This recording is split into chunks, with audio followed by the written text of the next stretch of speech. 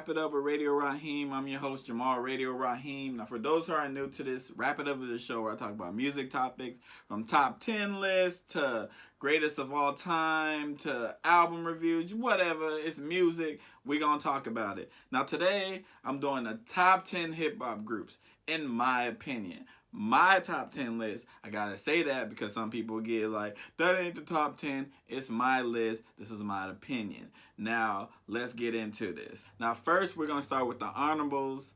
Now, Ghetto Boys is an honorable mention. Now, it was hard not putting them on here. The Ghetto Boys, so Scarface, Willie D, they're a staple in hip hop. You know, Houston is like, I've never been, but it's second home when it comes to music because a lot of the artists that I listen to are from Houston. So Ghetto Boys did not make my list, but they are great. They are definitely top 15, easily top 20. The next group is Run DMC. They did not make my list. I know they're pioneers when it comes to hip hop and when it comes to hip hop groups in general, but they did not make my list. I just can't get with the type of rap that they do. I recognize their significance, but they just don't make my list. And the final honorable is Black Hippie. The reason why Black Hippie, which is Kendrick, J-Rock, Absol, and Schoolboy. The reason why they don't make my list is because they don't have an album. They got like songs where they get on and you can tell like if they were to make an album it would be flames. But since they don't have an album, I can't put them on this list. I don't feel right doing that. Now, let's get to the list. At 10, you got Little Brother, you got Fonte, you got Ninth Wonder, you got Pooh. Like they are dope as hell. I actually got introduced to them a little bit later in life. I was like damn near 18 when I first heard Little Brother, and I was like, damn, you know, like they are dope. You know, Fonte is Drake before Drake. I'm going to say that. I've been saying that for a while. He sings, he raps, he does it all. So he's dope as hell, you know. If y'all don't know who he is, y'all go give his solo project a listen. Give Little Brother a listen as well. The Minstrel Show is one of the greatest hip-hop albums ever. So they are my number 10. At number 9, we got Bone Thugs and Harmony. For Crossroads alone, they would have been on here. You know, anybody like Eazy-E put a cosign on, you know, it's going to probably be somebody dope. But Bone Thugs, you know, the fast rap, the singy rap, you know, I was a big fan of it. So, but Bone Thugs is consistent. They are very consistent. They're always going to give you a hits, you know. I've never been to a Bone Thugs show. I wanted to go, you know, but they are dope as hell. There's like 5 of them. I always get the Bone Brothers mixed up. Flesh, Busy, Lazy. Who am I missing? Wish. There's another one. Damn. See, I try to do it off the top of my head. I always forget one. But Bone Thugs is great, you know. And they are number 9 on the list. And number 8, we got to go with the Locks. Now, when you talk about just lyricists, just straight lyricists, you got the Locks, you know. The reason I like lyricists, I like lyrics. So the Locks got 3 people who give you the lyrics. They got Chic, you got Styles, you got Jada. I think Styles is the best rapper in my opinion. Styles don't get his credit, but a lot of people don't get their credit as MCs. But I think that the Locks are just straight lyrics, straight bars, and if that's what you're coming for, that's what you're gonna get. And I usually come for that. I want to hear the bars on the track. Period, you know. I would have put Slaughterhouse because they're another group that about the bars, but their last album really disappointed me, so they can't go on this. But the Locks do go on it. They are fucking flames, you know. Their last album was solid too. It came out not too long ago.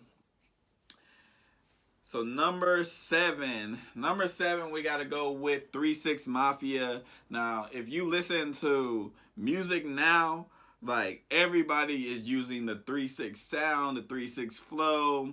3-6 type beats. Like, their influence on hip hop is felt to this day, you know what I'm saying? They've been out for like 30 years, but their influence is huge right now.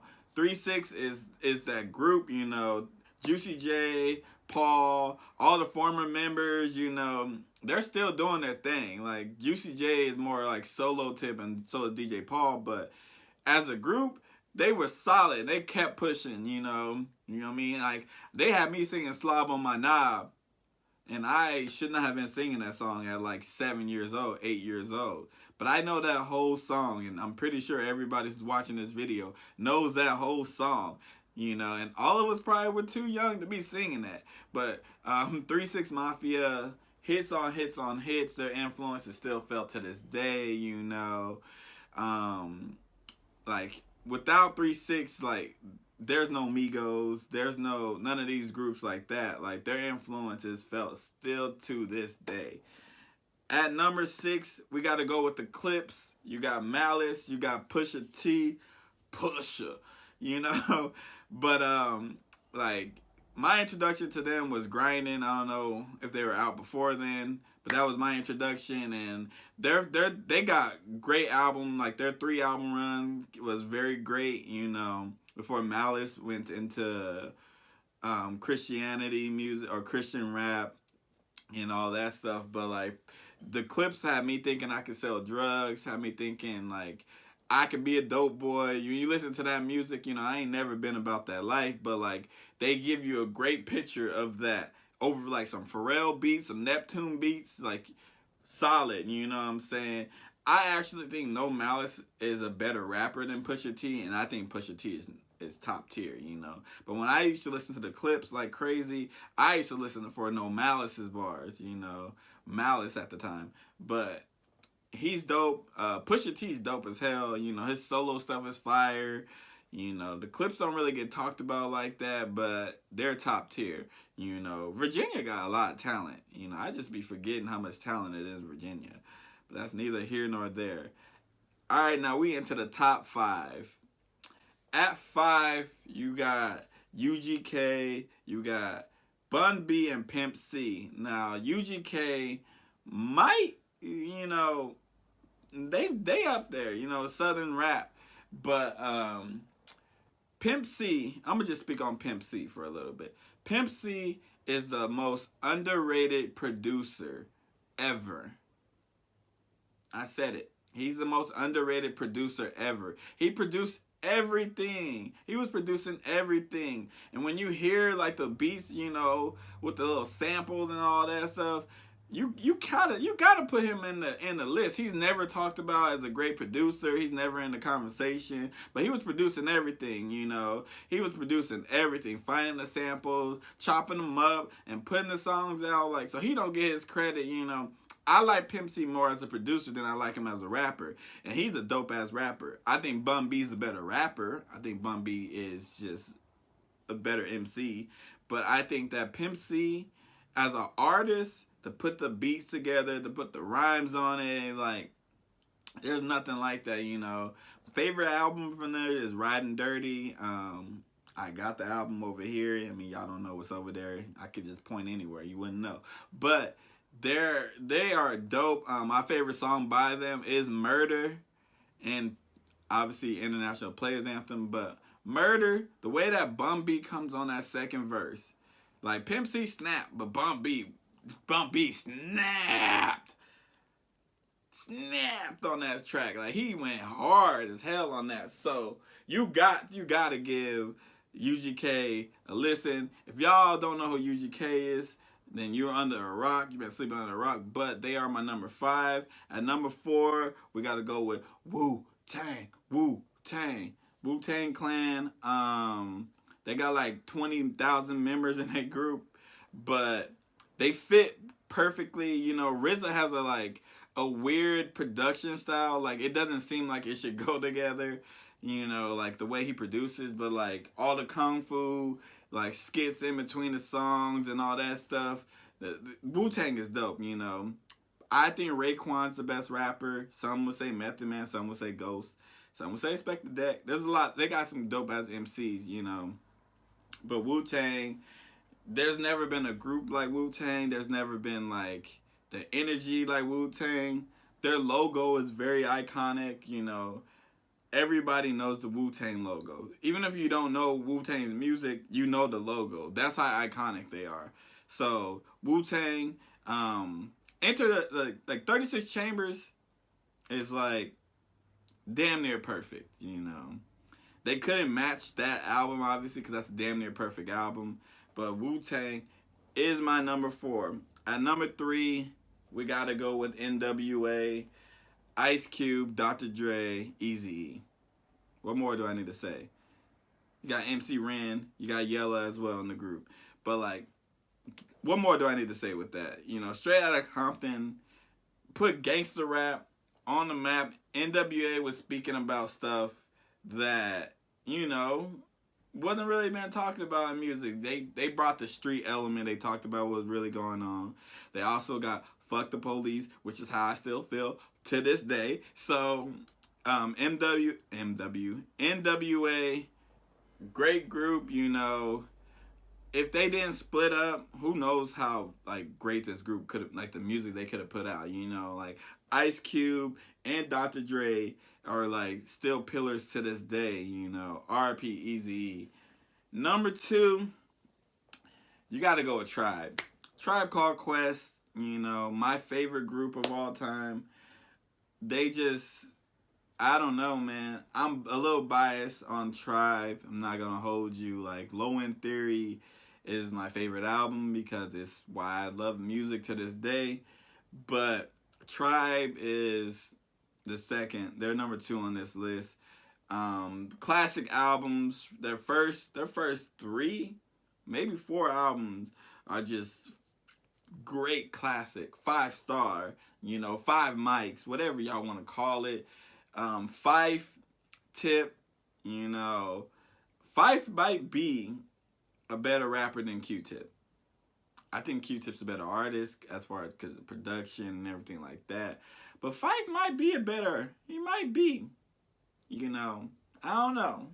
But I would say Tribe they shaped the culture as well. I gotta get me a Tribe sweater. I got a shirt that I don't know where it's at. But I got all their CDs except their newest one. I need to get that. But Tribe is the greatest in my opinion, second greatest, my favorite. So, but number 1, I'm sure everybody knows who number 1 is. And if you don't have this group as your number 1, then you should not be talking music. And we talking about Outkast. 3 Stacks, Big Boy. There's nothing you need to add to that. Like, you know, like me and you, your mama and your cousin too. Like, come on. Southern Playalistic, Cadillac Music, Players Ball. You know, come on, man. Like, there's nothing that Outkast can't do.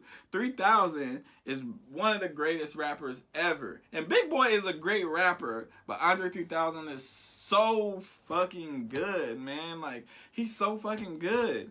Like, I would love to, like, collaborate with Andre 3000, just like him, just to hear me, like, talk about music and get his opinion. Like, I value his opinion so much and stuff.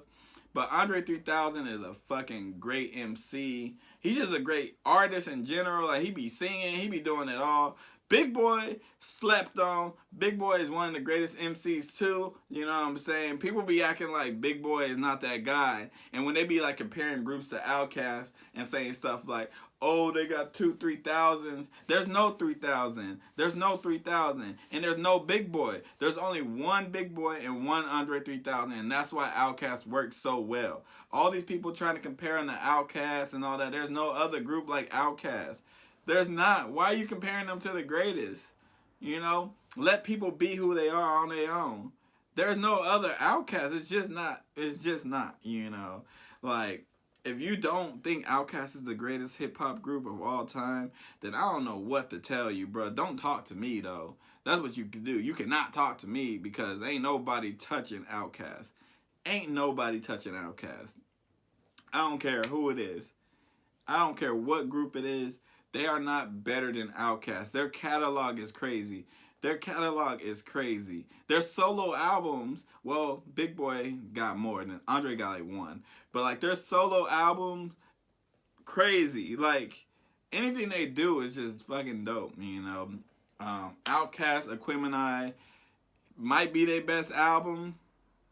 You know, ATLiens is a dope album. Like they just got fucking classic on classic on classic. Like, I'm sorry, Miss Jackson.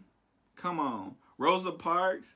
Come on. Man, I'm about to listen to some Outkast after this, but that is my list. Now let me go through it one more again.